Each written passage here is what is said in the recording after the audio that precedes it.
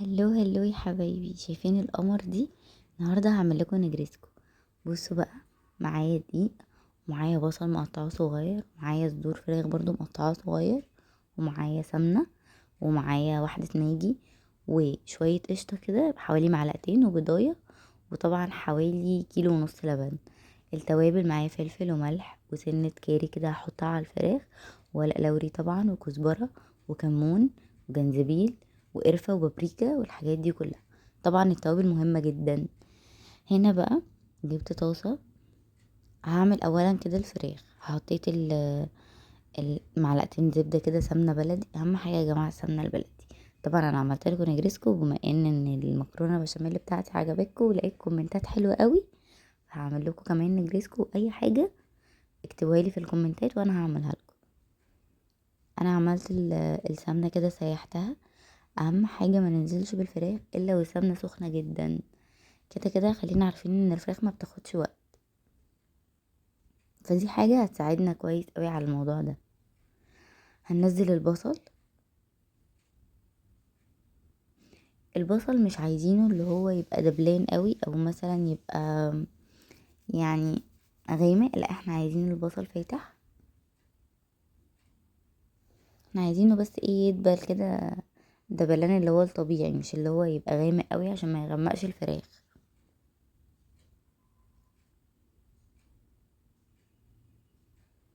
انا هنا بقى بفضل اقلب كده، مستمرة في التقليب لحد ما البصل كده يدبل شوية. كده خلاص البصل كان دبل شويه. انا كنت بوريهولكوا في حسيت ان انا عايزه احط سنه ملح كده عشان يدبل ويبقى اسرع، فحطيت فعلا سنه ملح صغيره، لان طبعا احنا عارفين ان الملح بيساعد على التسويه قوي، فانا حطيت سنه ملح كده.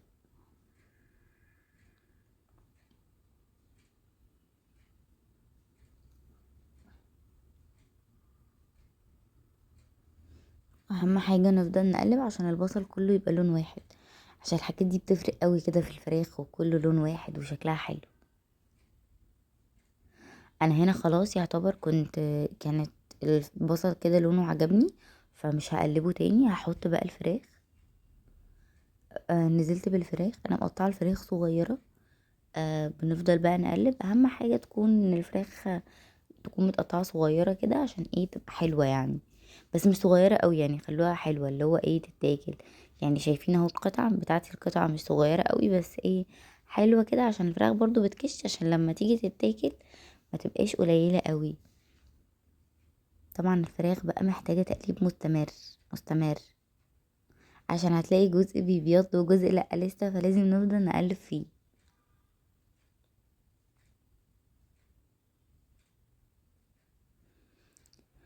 انا بفضل اقلب في الفراخ بصراحة لحد ما بلاقيها تمام.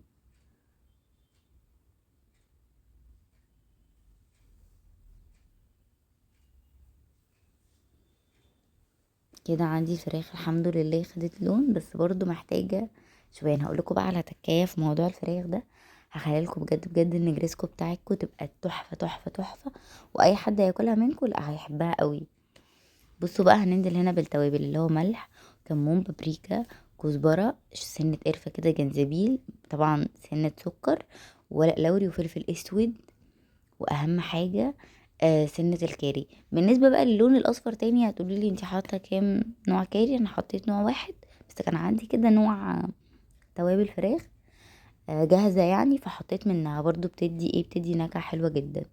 هتلاقوا لون الفراخ دلوقتي اصفر سيكة كده، بس مش كتير قوي، بس ايه ادى لون حلو كده، لان الكاري اصلا بيدي طعم حلو. بنفضل برضو نقلب ونخلي التوابل تخش في كل الفراخ، وبرضو التقليب بيفضل مستمر.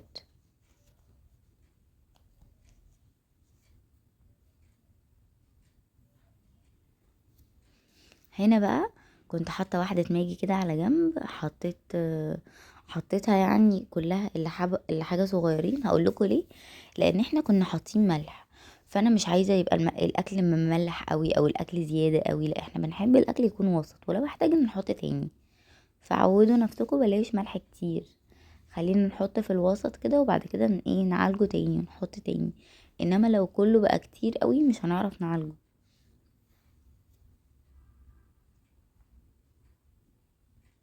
انا هنا بقى سبتها ورجعت لها تاني، كانت خلاص كانت تحفة بقى.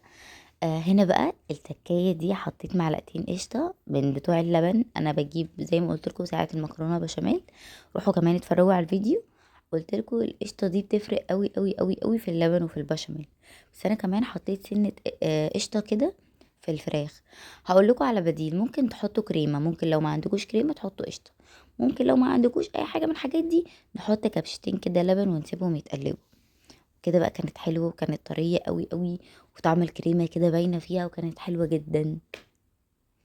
اوعوا تنسوا، اوعوا تغلطوا غلطتي وما تجيبوش جبنة النجريسكو يعني جبنة.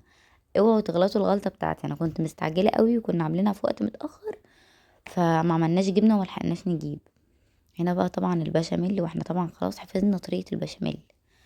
هنجيب حلة كده حلوة ونسخن فيها سمنة بلدي، تكون برضو حلوة وتكون سخنة جدا جدا جدا. البشاميل لازم يكون السمنة بتاعته سخنة.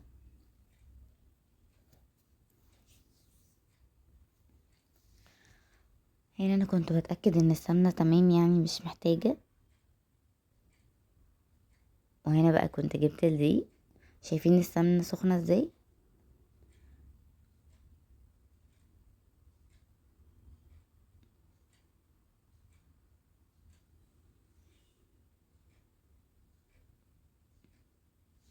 انا حبيت ان انا ابقى البشاميل بتاعي كتير، وانا كده كده زي ما قلت لكم ان انا بركن سمنة كده بلدي على جنب خالص، عشان انا بزود ممكن ازود ممكن احس ان هي قليلة فازود تاني، لان كده كده ايه البشاميل بيحتاج سمنة بلدي كتير يعني. وكده كانت تمام قوي. بس انا بقى كنت بفضل اقلب اقلب اقلب. زي ما اتفقنا البشاميل ما بيكونش كتير يعني، ما بيكونش تقيل ولا بيكون خفيف، بيكون حلو كده. ولا كمان بيكون اللون بتاعه غامق. يعني احنا بنقلب تقلبتين كده، وزي ما قلت لكم لازم السمنه تكون كتيره. انا بفضل اقلب بقى لحد ما يبقى تمام. بصوا انا عايزه السمك البشاميل بتاعي يبقى كده، اللي هو يبقى رايح وجاي معايا، ما يبقاش مثلا تقيل قوي مكتل، بحيث ان انا لما اجي احط اللبن ما يكلكعش، فاهمين. نفضل بقى نقلب، ما نقلبش في البشاميل كتير اللي هو لدرجه ان هو يغمق، لان لو الدقيق يغمق اللبن كمان هيدي لون غامق. فاحنا عايزين البشاميل يكون تقلبتين حلوين كده، يكونوا يعني البشاميل لونه ذهبي فاتح قوي قوي قوي قوي كريمي كده. وبعد كده ننزل باللبن بتاعنا. انا بصراحه الصينيه بتاعتي كانت كبيره فاستخدمت كيلو ونص. لو انتوا عاوزين تستخدموا براحتكم، لو انتوا عايزين تستخدموا اقل براحتكم، بس الحاجات دي بتحب ان هي تبقى دسمه. شايفين القشطه بتاعت اللبن في الاخر ازاي؟ قشطه لبن بلدي يا جماعه. القشطه واللبن البلدي ده بيدوا بصوا حته تانية. وهنا زي ما قلت لكم بركن كوبايه لبن كده عليها 1.5 ماجي او 2 ماجي براحتكم، وبفضل اقلب. وهنا بقى كنت انا محتاجه الماجي ده، الماجي ده بيدي طعم حلو قوي قوي قوي. وبعد كده بنزل ايه باللبن، يعني انا بركن كميه لبن لوحدها وبركن كمان كميه سخنه بحط عليها ماجي. طبعا اللبن ده مغلي، او هنحط اللبن البلدي ساقع ونحطه على النار، لان كده كده لازم يتغلي. طبعا انا ما رحمتش نفسي في القشطه، قلت لا انا لازم اظبطهم واحط لهم قشطه تاني.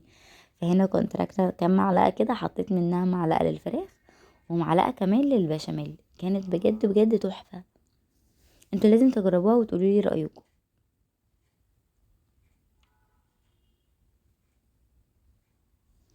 هنا بقى بنفضل نقلب كده في البشاميل، عشان لو ما قلبناش وسيبنا البشاميل هيبقى تقيل قوي من تحت، وهنيجي نقلب وممكن يلزق كمان، يعني كمان ممكن يلزق. فنخلينا واضحين قوي في الموضوع ده. انا طبعا هنا محتاجه سنه فلفل كده، اللي هو يعني الفلفل ده بيدي نكهه، وكمان محتاجه سنه ملح. وطبعا انا اتاكدت ان هو مظبوط. لا ما حدش يتكلم، ده يويو ده بس كان بيعدي كده بيشوف الامور في المطبخ، كنا كلنا جعانين والله. بصوا بقى البشاميل بالنسبه لي كده كان تحفه جدا جدا، لان انا كمان كنت لسه بسلق المكرونه، فقلت خلاص ده ايه شويه وهلاقيه تقل. وهنا خلاص كنت طفيت عليه. هنا بقى جبت الصينيه بتاعتي، وطبعا اوعوا ننسى البيضه. هنركن الطبق وهنحط فيه كده بضايه، وبعد البضايه هناخد بقى كبشه بشاميل حلوه كده، ونفضل نقلب. واهم حاجه اهم حاجه ما ننساش رشه الفلفل الاسود، احنا هنحطها دلوقتي. ايوه، لان الفلفل الاسود بيضيع الزفاره بتاعه البيض اصلا. تمام. وهحط كمان كبشه بشاميل. شفتوا بقى البشاميل بتاعي كان حلو ازاي، وكريمي كده وجوسي كده وتحفه. وهنقلب بقى بالشوكه، هنخلط كل ده ببعضه، لان الطبق ده هندلقه على الوش. انا بلاقي ناس بتعمل مكرونه بشاميل اللي بتحط عليها في الاول كده بقسماط بدل البيض وحاجات كده غريبه. انا مقتنعه ان المكرونه بشاميل يعني بيض، مفيش حاجه اسمها لا. بس هي سنه ايه فلفل اسود كده، ومفيش زفاره ومفيش الحاجات دي خالص.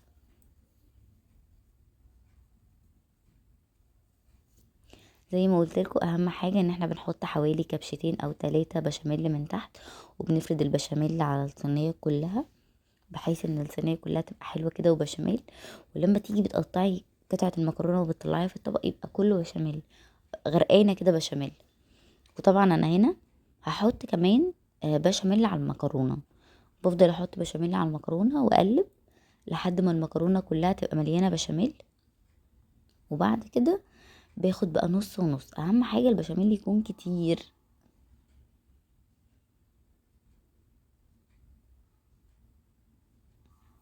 شايفين بقى؟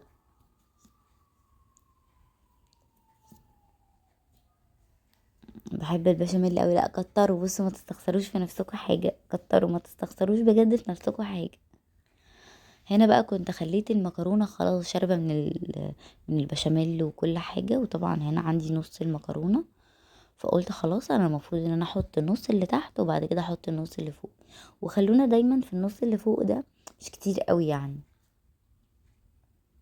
هنا كنت خلاص نزلت المكرونه، وهنا كمان بنزل الفراخ وبفرد الفراخ. نتاكد بس ان احنا حاطين فراخ في كل حته، عشان انا بلاقي ناس مش حاطه فراخ في الاخر كده، وتبقى الحته اللي هي الحروف دي ما فيهاش فراخ او لحمه. لا يا جماعه، النجريسكو لازم تبقى مليانه فراخ زي كده.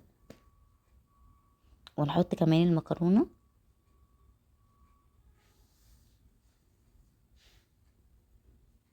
شايفين التحفه دي؟ تحفه بجد فنيه، مش صينيه نجريسكو ابدا.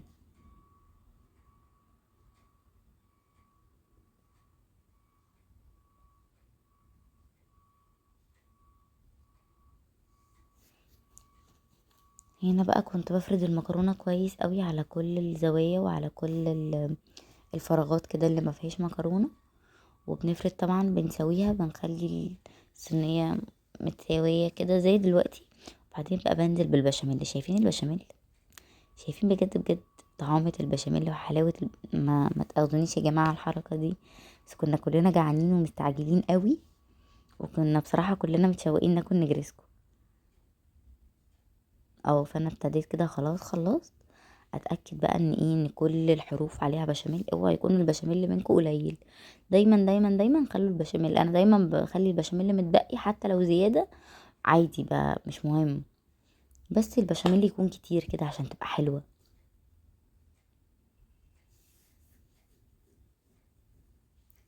طبعا الحركة دي انا عملتها لكم كل مرة، لازم صينية المكرونة اعملها. انا بعمل كده اهو عشان اخلي كمان البشاميل يخش في الحروف. انا بعمل كده في صينية المكرونة كلها تقريبا، الزوايا كلها، عشان المكرونة كل حاجة تبقى داخلة في البشاميل. كده انا سويت. وكمان هحط، ايوه شفتوا بقى، البيضة بالبشاميل بالحاجات دي كلها. وببدأ اساوي تاني، يعني انا مش بساوي مرة واحدة، لا انا بساوي مرتين.